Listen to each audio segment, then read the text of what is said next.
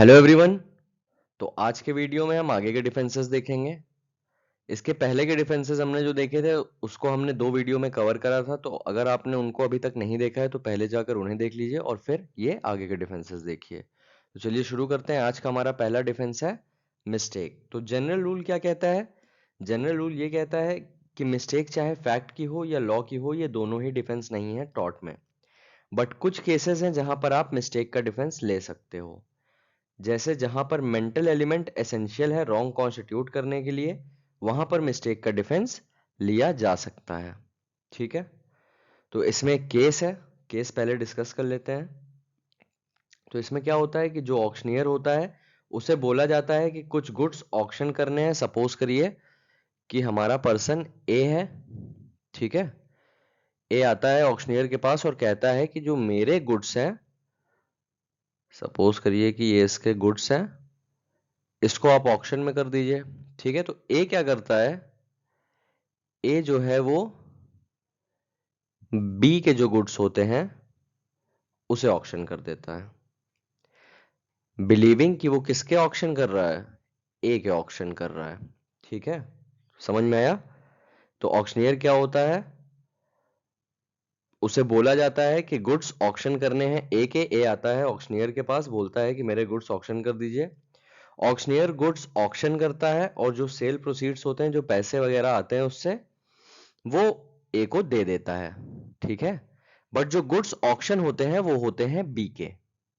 ठीक है, तो जो ओरिजिनल ओनर होता है वो क्या करता है? सू करता है। तो यहां पर ऑक्शनियर लाइबल होता है किस चीज के लिए? टॉर्ट ऑफ कन्वर्जन के लिए। कन्वर्जन एज इन कि उसने ए की जगह बी के गुड्स सेल कर दिए। ठीक है, अब ऐसा टॉर्ट जहां पर मैलिस एसेंशियल रिक्वायरमेंट है, फॉर एग्जांपल मैलिशियस प्रोसिक्यूशन, ये क्या होता है? ये होता है wrongful initiation of criminal proceeding. Malice का मतलब होता है इल विल। ठीक है, तो प्रोसिक्यूशन को प्रूव करना पड़ेगा कि जो डिफेंडेंट है उसने मैलिशियसली और बिना रीजनेबल कॉज के एक्ट करा है और केस इंस्टीट्यूट करा है। और वहीं पर अगर डिफेंडेंट ये प्रूव कर देता है, जो कि थोड़ा डिफिकल्ट होता है, कि उसने जो भी किया है वो ऑनेस्ट और मिस्टेकन बिलीफ में किया है, तो वो लाइबल नहीं होगा। ठीक है, ऐसे ही सर्वेंट कोई एक्ट करता है out of course of employment, मतलब जो उसका डेली कोर्स ऑफ नेचर था एम्प्लॉयमेंट का, उससे अलग जाके, तो उसके लिए उसका मास्टर जो है वो लाइबल नहीं होगा। वाइकेरियसली लाइबल होता है मास्टर अगर सर्वेंट कोई एक्ट करता है, लेकिन इस केस में अगर कोर्स ऑफ एम्प्लॉयमेंट के बाहर जाके करता है तो वाइकेरियस लाइबल मास्टर नहीं होगा।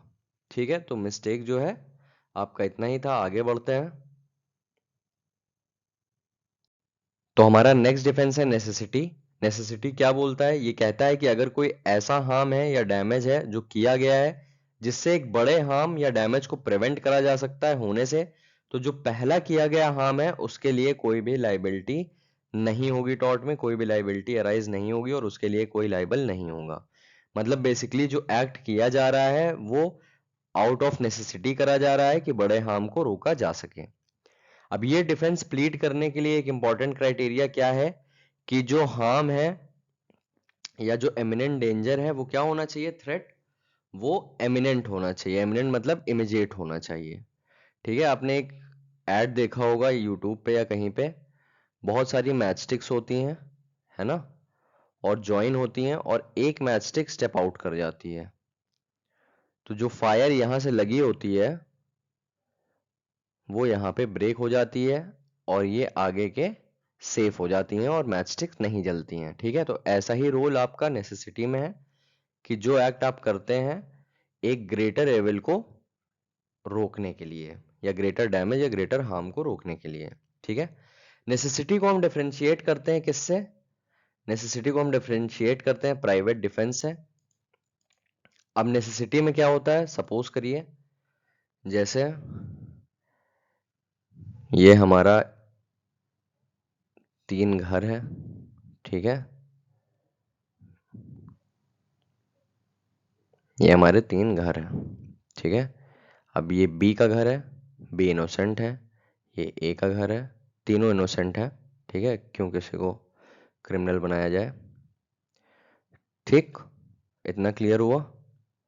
तो क्या हुआ? ए के घर में फायर लगी, अब ये सी के घर में ना स्प्रेड करे, इसलिए बी का घर जो है क्या किया गया, गिरा दिया गया, है ना। तो यहाँ पे जो हम हार्म का इन्फ्लिक्शन कर रहे हैं वो किस पे कर रहे हैं, इनोसेंट पर्सन पे कर रहे हैं, बी पे।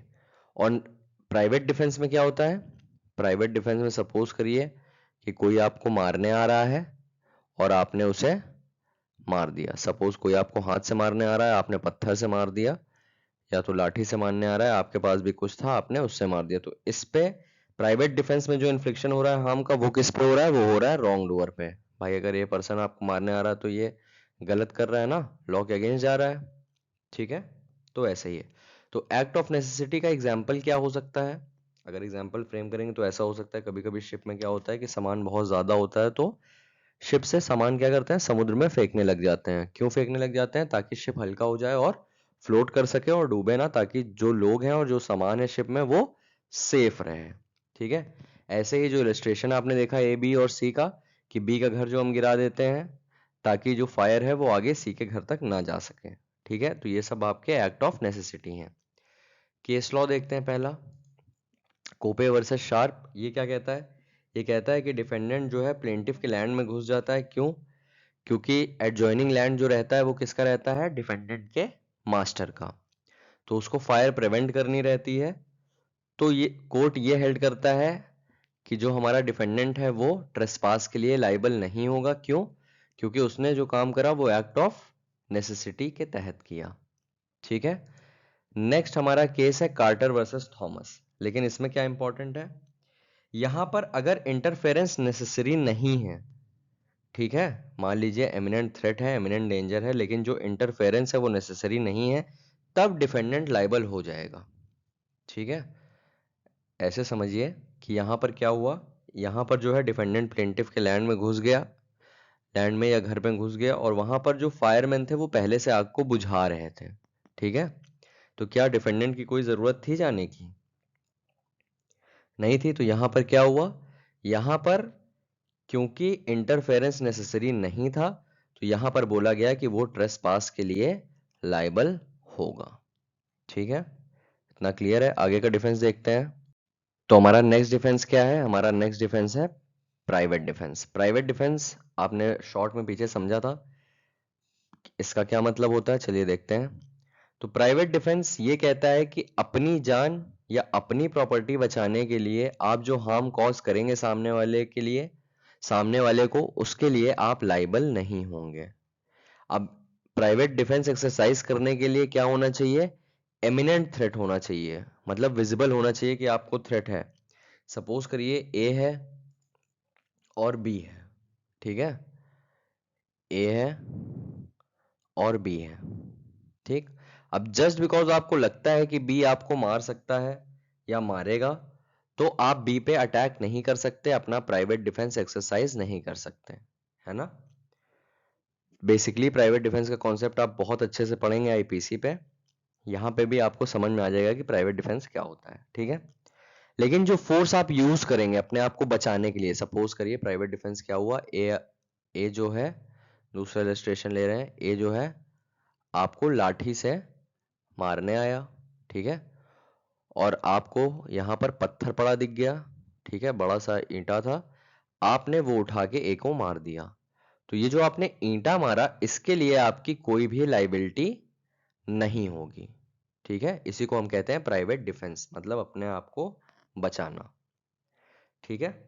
तो अब आगे देखते हैं कि जो हम फोर्स यूज करेंगे वो क्या होगी, रीजनेबल होगी। रीजनेबल एज इन, सपोज करिए कि किसी ने आपको पेपर बॉल से मारा, ठीक है, पेपर बॉल से आपको, बी है, पेपर बॉल से आपको मारा, आपको लग गई, तो अब इसको आप जाके शूट नहीं कर सकते हैं, है ना।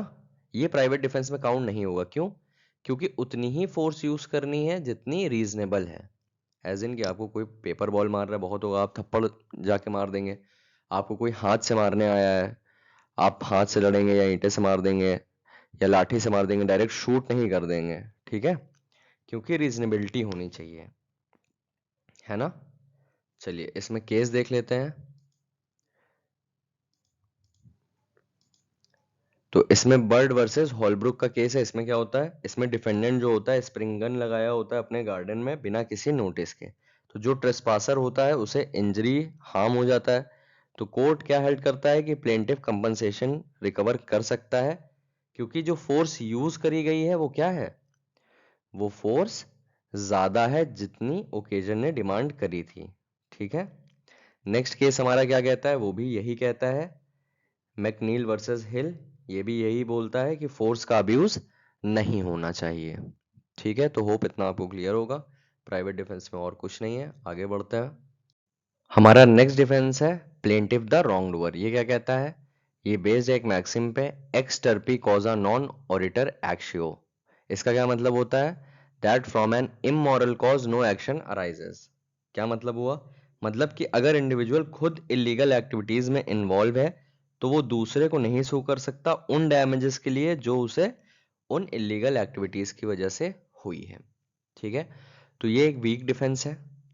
प्लेंटिफ गलत है इसका ये मतलब नहीं है कि जो लॉस उसे हुआ है उसे वो रिकवर ना कर सके। प्लेंटिफ ने जो रॉन्ग किया है उसके लिए आंसरेबल होगा, बट इससे उसकी लॉस रिकवर करने की जो लाइबिलिटी है वो एक्सटिंग्विश नहीं हो जाएगी। ठीक है, पुलाक का भी स्टेटमेंट है, इसको आप नोट्स बनाने के लिए लिख सकते हैं।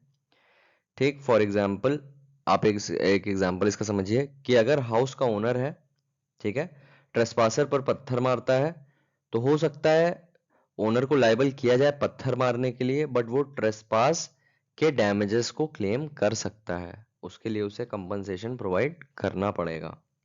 ठीक है, एक ही कंडीशन है इसमें जहां पर डिफेंडेंट इस डिफेंस को सक्सेसफुली प्लीड कर सकता है, वो ये है कि जब प्लेंटिफ ने अनलॉफुल एक्ट करा है और उसकी वजह से प्लेंटिफ को हार्म हुआ है और ज्यादा हार्म हुआ है और रिलेशन है दोनों का, तभी ये डिफेंस सक्सेसफुली प्लीड हो सकता है। उसमें देखा जाएगा कि प्लेंटिफ का रॉन्गफुल एक्ट क्या था और उसे हार्म कितना कॉज हुआ है। इसमें बर्ड वर्सेस हॉलब्रुक का केस है, यही केस हमने पीछे डिस्कस किया है, तो सेम फैक्ट्स हैं। अपने लास्ट डिफेंस पे चलते हैं। तो फाइनली हम आ गए अपने लास्ट डिफेंस पे, जो कि इंपॉर्टेंट भी है, जल्दी से इसको डिस्कस कर लेते हैं। स्टैट्यूटरी अथॉरिटी, ये क्या कहता है, पहले एक स्टेटमेंट समझिए कि स्टैट्यूटरी अथॉरिटी के अंदर कुछ भी होता है तो उसमें आपको कंप्लीट इम्यूनिटी है। कोई भी एक्ट अगर स्टैट्यूटरी अथॉरिटी के डायरेक्शन से हो रहा है तो आपको उसमें कंप्लीट इम्यूनिटी होगी। लेजिस्लेचर अगर कोई एक्ट करता है या किसी को अथॉरिटी देता है कोई पर्टिकुलर एक्ट करने की और उससे डैमेज कॉज होता है तो वो एक्शनेबल नहीं होगा टॉर्ट में, उस डैमेज के लिए कोई भी कॉम्पनसेशन नहीं दिया जाएगा। ठीक है, जब कोई भी एक्ट करा जाता है अथॉरिटी के अंडर तो उसमें आपको कंप्लीट डिफेंस होता है, कंप्लीट इम्यूनिटी होती है। इंजर्ड पार्टी के पास कोई रेमेडी नहीं होती है। ठीक है, कोई भी रेमेडी नहीं दी जाएगी, ना कॉम्पनसेशन क्लेम कर सकती है, एक्सेप्ट अगर स्टैट्यूट प्रोवाइड करता है कि कुछ कॉम्पनसेशन हम दे सकते हैं।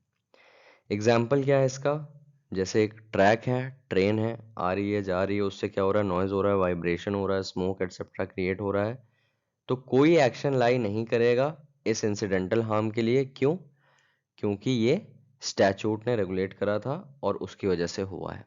ठीक है, एक केस देखते हैं, व्यवहान वर्सेस टैफ वेल रेल कंपनी। अब वुहान भी बोल सकते हो इसे, वैगन वैगन भी बोल सकते हो, जो भी तुम्हारा मन हो वो बोल लो।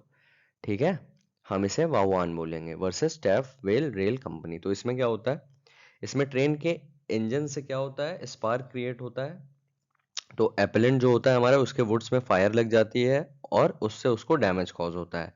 तो कोर्ट कहता है कि यहाँ पर रिस्पोंडेंट लाइबल नहीं होगा। क्यों नहीं होगा, क्योंकि जो ये एक्शन है ट्रेन का या जो भी इंजन से स्पार्क निकला ये किसके डायरेक्शन से हो रहा था, ये स्टैच्यूट के डायरेक्शन से हो रहा था और वो ट्रेन का रूट था, इसलिए कोई भी लाइबिलिटी नहीं होगी। ठीक है, सेकंड केस है हमारा hammer Smith rail company versus brand. इसमें क्या होता है, इसमें भी सेम फैक्ट्स हैं। प्लेंटिफ के प्लॉट की वैल्यू कम हो जाती है, क्यों कम हो जाती है, क्योंकि वहीं पे रेलवे लाइन होती है, वहां पे ट्रेन के आने जाने से जो इंसिडेंटल हार्म होते हैं, इंसिडेंटल हार्म क्या होते हैं, जो डायरेक्ट हार्म नहीं होते हैं, जैसे कि नॉइज, वाइब्रेशन, स्मोक, ये सब क्या हुए, इंसिडेंटल हार्म हुए ट्रेन के आने जाने से।